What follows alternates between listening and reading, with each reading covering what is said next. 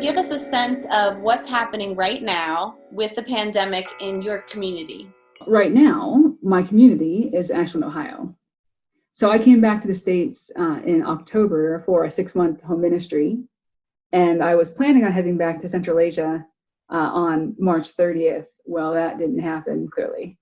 So before I was able to buy a plane ticket back, the pandemic hit. America did travel ban. My country followed suit. So I couldn't return.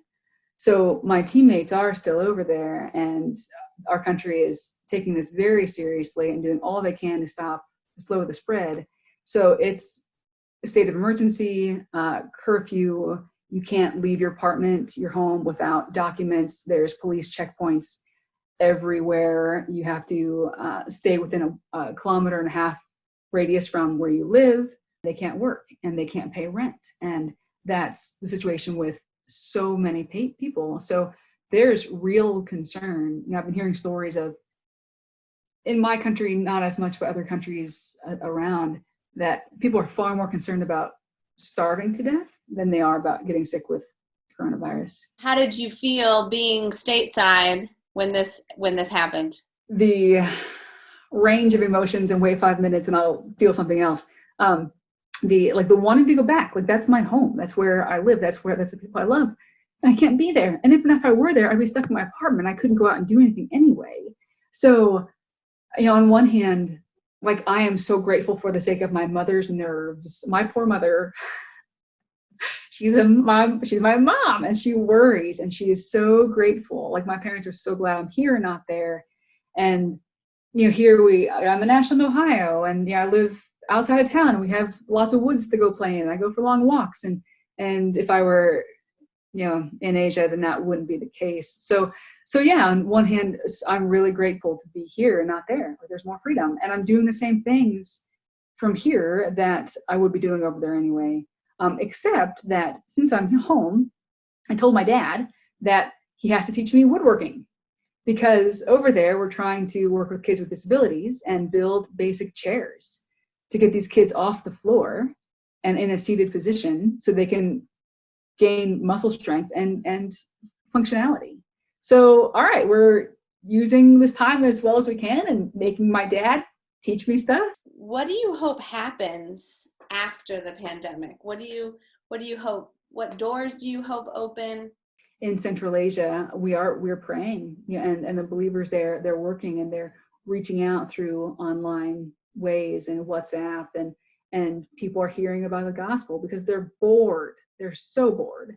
My neighbor in Central Asia, he wrote me the other day to let me know what's going on in America, because I very on purpose don't watch news. So my neighbor in Central Asia is texting me that a tiger got the coronavirus.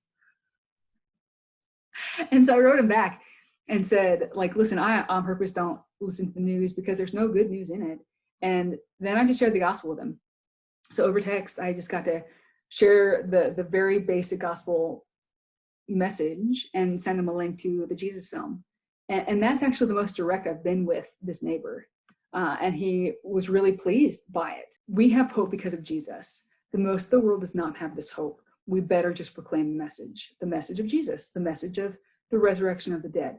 Yeah, the whole world is broken, and it's not going to get better. And this pandemic thing, this is a result. This is just one of the things that happens in a broken world. And Jesus died, and he rose again, and he's coming back to raise us from the dead. And whoever is in Christ will get to reign with him forever in a new kingdom and in the new heaven and the new earth. So we better preach the gospel. So again, I personally am encouraged, challenged, just preach the message. It might not be culturally appropriate. Jesus can sort it out, but it has to be proclaimed. How can people pray for you? For me right now, taking this as a season to prepare, to create resources. Pray for the church in Central Asia. Again, there's a lot of just poverty and people not knowing where, how to feed their children and where rent is going to come from. So just pray that God gives daily bread. Pray for boldness for the Central Asian Church to have favor in the eyes of the government to be able to go out and do this, to help the needy, and pray that they're bold in the proclamation of the gospel of Jesus Christ.